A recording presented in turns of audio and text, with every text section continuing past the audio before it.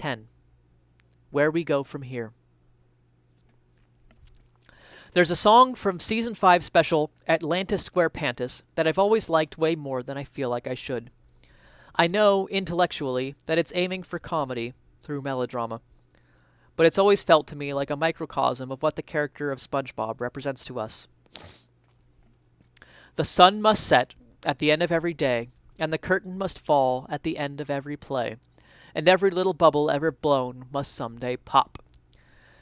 Like presents on Christmas Day, it doesn't seem to stay. Or a cheese souffle, it doesn't last all day. I will try again to blow a bubble that will last all day. One day, SpongeBob SquarePants will air its final episode.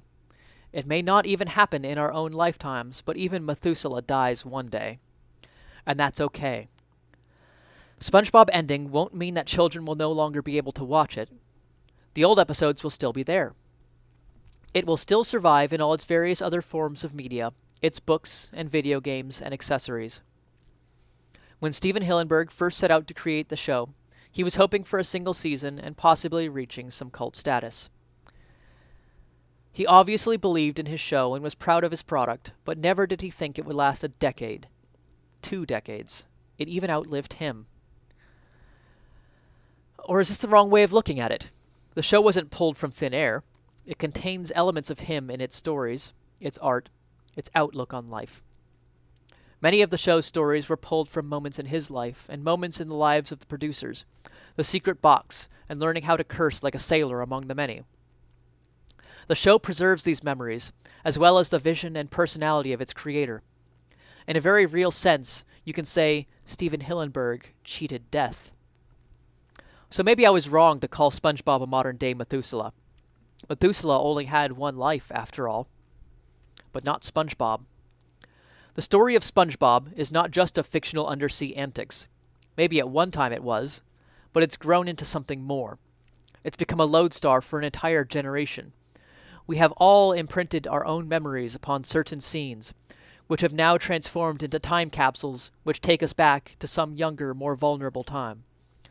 When the world seemed larger and friendlier, or smaller and friendlier and still full of secrets. Where it was easier to take advice along the lines of, if at first you don't succeed, try again. And now, in our jaded sense of quarter-life wisdom, we look at this world and determine that it could not possibly be so upbeat. Maybe Squidward was right after all. Maybe the entire landscape is just a nightmare fashioned out of nuclear destruction. If this is your vision of Bikini Bottom, I'm not going to tell you it is incorrect, only that I feel sorry that this is what you see when you reach the summit of Babel. All I see is hope. It is nothing bad will ever happen to you. I don't think even SpongeBob himself is naive enough to believe that. It's that when hardship strikes us, we never give up. We keep going and going and going, and if the world gives us even so much as a big rock, big enough to sleep under, we'll make it into a goddamn house.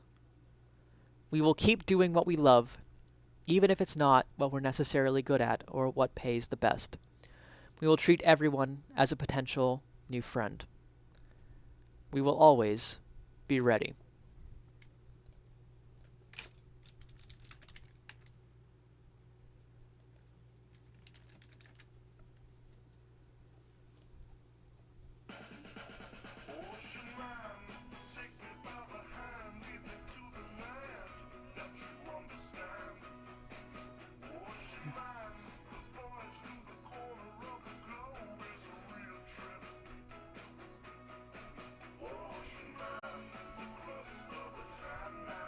I'll be right back.